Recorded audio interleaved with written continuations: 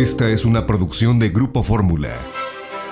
Ay, ay, ay. Bueno, yo siempre he criticado la privatización que hizo de los ferrocarriles Ernesto Zedillo.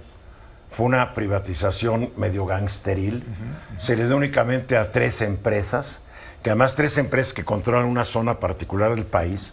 Y si tuvieras mandar una mercancía por ferrocarril, digamos, de Mérida a Tijuana, tienes que negociar con las 3 empresas por separado.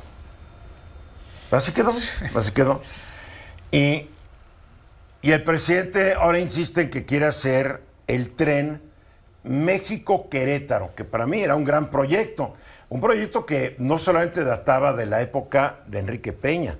Desde hace años se había hablado de un proyecto. ¿Tiempos de López Portillo? Desde entonces, y se canceló. A ver, Venus, tú traes este tema de los ferrocarriles. Y fíjate, Eduardo, yo también veo bien el proyecto de un tren que una la Ciudad de México con Querétaro. Claro. Se me hacía un muy buen proyecto, pero también, fíjate que nuestro país a veces cae en el ridículo. Yo me acuerdo que Fox anunció el tren bala de México a Querétaro, así lo dijo, el tren bala, y mira que no hay ni tren bala, no hay nada. Supuestamente... Hoy la traes contra Fox, ¿verdad? Ya es la segunda vez que le echas de trancazo al expresidente. Por decirlo menos. Y bueno, también Calderón habló de este tren, tampoco hizo nada. Y luego lo más... A ver, tú eres muy jovencito, pero esto lo traía López Portillo. Desde esa época, porque se había anunciado que Banamex iba a mudar toda su operación a Querétaro en esa época. Mira, entonces dijeron, vamos a construir un tren para que Querétaro esté muy conectado. Se habló de un proyecto de doble vía electrificado. Sí, claro. Se empezó a trabajar, se empezó a colocar parte de la infraestructura y luego se vino un escándalo con un subsecretario, Miguel Ángel Barberena. Ah, claro. Y que después fue gobernador de Aguascalientes. Exacto. Después lo primero con una gubernatura.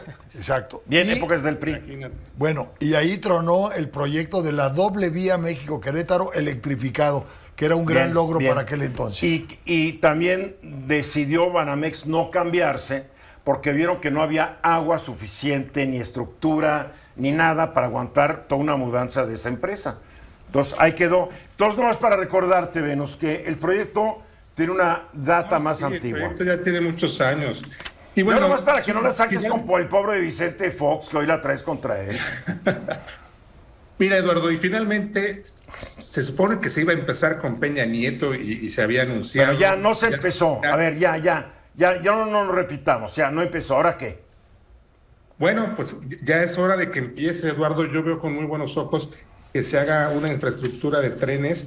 Mira, en muchos países corren por las vías de sus trenes, son muy útiles. A veces se dice que no son rentables.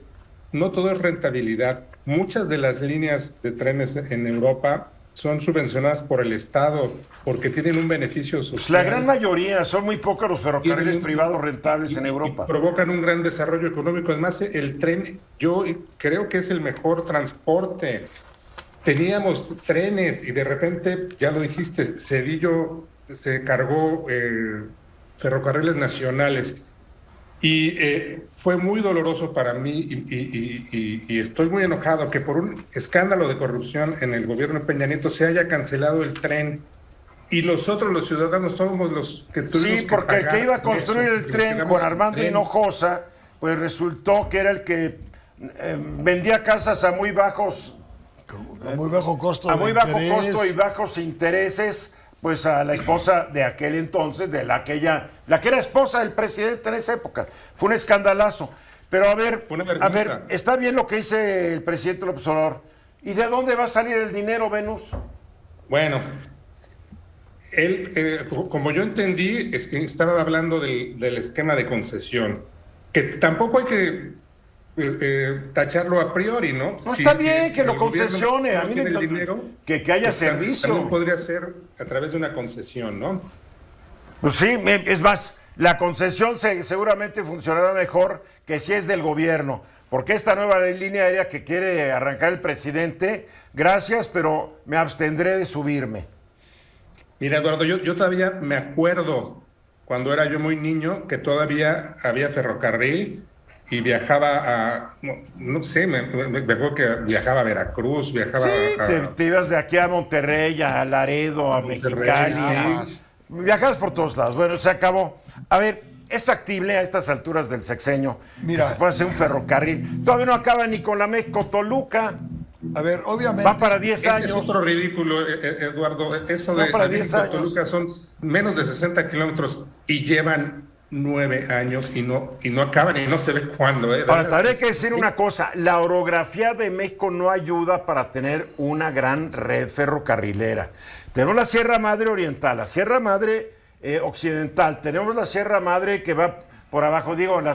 O sea, no es fácil construir ferrocarriles en México, porque tú te referías a Estados Unidos, claro, pues construyes un ferrocarril por toda la planicie, ¿no? Hay una orografía que no ha sido amable con México. Sí, Juan. Nada más vale la pena recordarle a la audiencia. El que más vías férreas construyó en este país fue Porfirio Díaz. Sí, dejó unas 20,000 kilómetros. A ver, dejó 20,000 kilómetros. Hoy tenemos 27,000. 23, No, yo el último dato que tengo de mira, lo único que ha hecho 27, grandes, chiquitos, lo que sea. Okay. O sea, se construyeron 7,000 en 110 años. Exacto. Y él construyó 20,000. A lo que voy es que pasada la revolución, porque se habla de tecnología, pasada la revolución, los gobiernos de la revolución abandonaron el ferrocarril. Bueno, y decidieron... el país era un desastre. No, pero a ver, hubo una política para favorecer el tránsito carretero y no el tránsito ferroviario. Porque ¿quiénes eran los dueños de las compañías transportistas? Bueno, No eso... de políticos, por favor. Bueno, Claro. así nació el asunto. Sí. Pero la red ferroviaria se abandonó. Ahora, cuando Zedillo tomó esa funesta decisión, no se les olvide que la excusa era que el pasivo laboral de Ferrocarriles Nacionales de México era solo se podía pagar si vendían todo. Y vendieron todo y no acabaron de pagar Claro el que pasivo no, laboral. fue un fraude. Por cierto. Acuérdate que con Cedillo tuvimos fraude ferrocarriles, Fobaproa, qué tantas cosas no hizo Cedillo. Y hoy está feliz ya, ciudadano estadounidense, creo, que no creo que regrese nunca a este país. Y trabajando Pero, en para Union Pacific. fin, creo que ya no trabaja para ¿no? ellos, pero es increíble, fue a trabajar para ellos. Mónica, te veo muy reflexiva. Bueno, estaba pensando en 3 cosas. Uno, Ernesto Zedillo sí destruyó toda la cuestión ferroviaria, hizo varios movimientos en su sexenio que no favorecieron en nada el desarrollo de las comunicaciones, tanto aéreas como vendió parte de los aeropuertos. Estuvo también el tema de los trenes, no se incentivaron los puertos. Hubo ahí Nos queda un minuto, Mónica. Lo otro es que finalmente la carga en México debería hacerse básicamente por vía férrea y no por carretera. Habría muchos menos accidentes. Esa es la realidad. El hecho es de que se va a necesitar mucho dinero porque, insisto, la orografía. No, tienes que atravesar cerros, montañas, tienes que hacer puentes, túneles. No es fácil tener ferrocarriles en un país como el nuestro. Para concluir, Venus, menos de un minuto. Pues ojalá se tome con seriedad esto del tren a Querétaro, porque sí que hace mucha falta, sí beneficiaría mucho a el comercio y el intercambio que hay, nada más de aquí a Querétaro es tremendo, es un motor de la economía mexicana. Y que ya, de una vez por todas, yo sí creo que se debe trabajar en el tren. Sé que la orografía del país es difícil. Bien. Pero también está la ingeniería de los mexicanos. Pero ¿no? cuesta, hay que partir de un caso, cuesta mucho dinero. Mensajes. Esta fue una producción de Grupo Fórmula. Encuentra más contenido como este en radioformula.mx.